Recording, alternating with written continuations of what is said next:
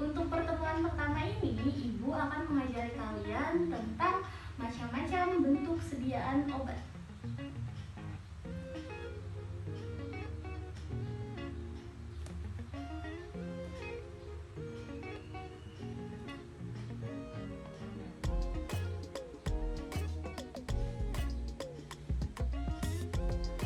Nah, sediaan obat yang ada di pasaran, contohnya yang ada di apotik, di rumah sakit, atau di puskesmas itu banyak sekali kan bentuknya.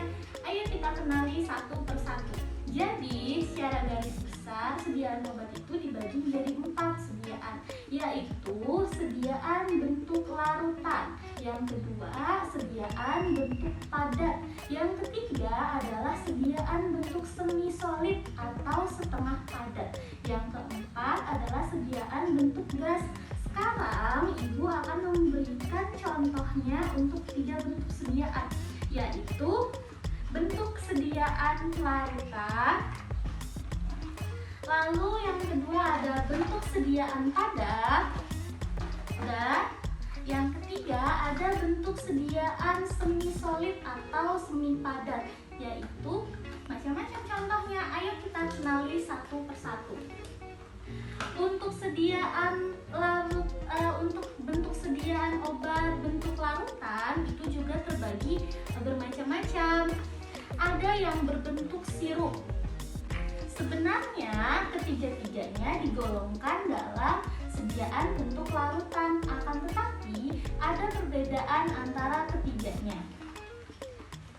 Untuk bentuk emulsi, larutannya adalah campuran antara minyak dan air. Kemudian untuk bentuk suspensi adalah campuran antara partikel padat dan larutan.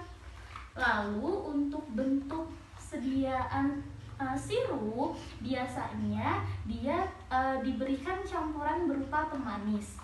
Selain itu, untuk bentuk larutan ada pula yang berbentuk seperti ini.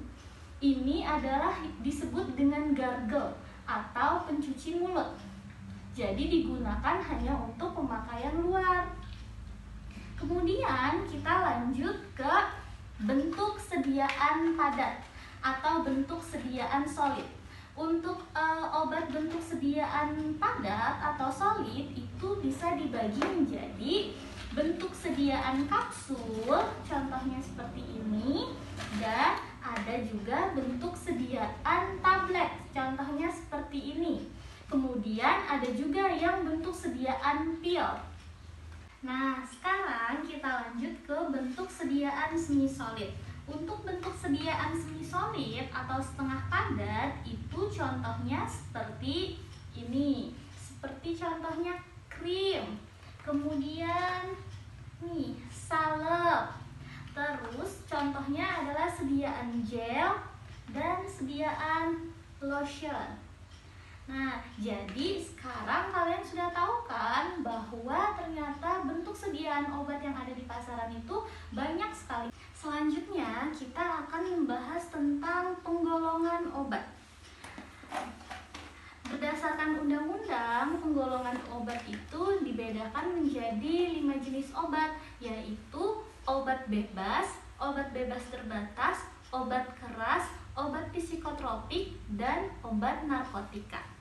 Pertama, obat bebas. Ini adalah contoh obat bebas.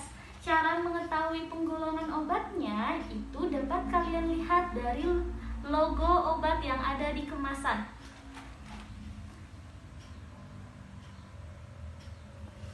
Untuk obat bebas, logo obatnya adalah lingkaran hitam yang berwarna hijau. Jadi, warna logonya itu warna hijau, tapi di sisi-sisinya ada lingkaran berwarna hitam. Arti obat bebas adalah obat yang dapat dibeli tanpa menggunakan resep dokter. Kemudian, yang kedua adalah penggolongan obat bebas terbatas.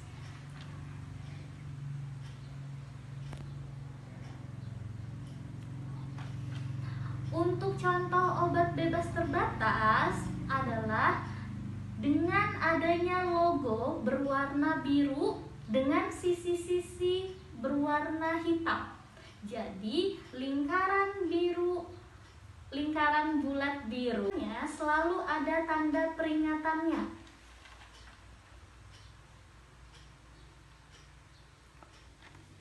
Untuk obat ini, obat namanya obat gliseril guaicolat 100 mg diberikan peringatan P nomor 1. Awas obat keras, bacalah aturan pakai. Obat ini digolongkan menjadi obat bebas terbatas. Artinya, obat ini masih bisa dibeli tanpa menggunakan resep dokter, akan tetapi dalam jumlah tertentu. Selanjutnya, kita bahas obat golongan obat keras. Ini contohnya ya, logonya bisa dilihat. Contoh obat keras adalah dengan adanya logo lingkaran hitam berwarna merah dan ada tulisan K. Jadi di tengah-tengah lingkarannya ini ada tulisan K-nya ya, berwarna merah. Artinya obat ini harus dibeli dengan menggunakan resep dari dokter. Jadi kalau kalian mau beli obat keras ini, kalian harus pergi dulu ke dokter. Ketika kalian sudah dari dokter, sudah diperiksa dan dapat resep obat dari dokter, barulah kalian boleh menebus obat golongan merah. Artinya obat ini harus dibeli dengan menggunakan resep dari dokter. Jadi kalau kalian mau beli obat keras ini, kalian harus pergi dulu ke dokter. Ketika kalian sudah dari dokter, sudah diperiksa dan dapat resep obat dari dokter, barulah kalian boleh menebus obat golongan jenis obat keras ini. Lalu untuk golongan keempat dan kelima adalah golongan obat psikotropik atau narkotika. Biasanya adalah lingkaran merah dan di tengahnya ada tanda plus. Kalau sekarang ibu tidak ada contohnya, jadi nanti kalian silahkan searching di internet ya.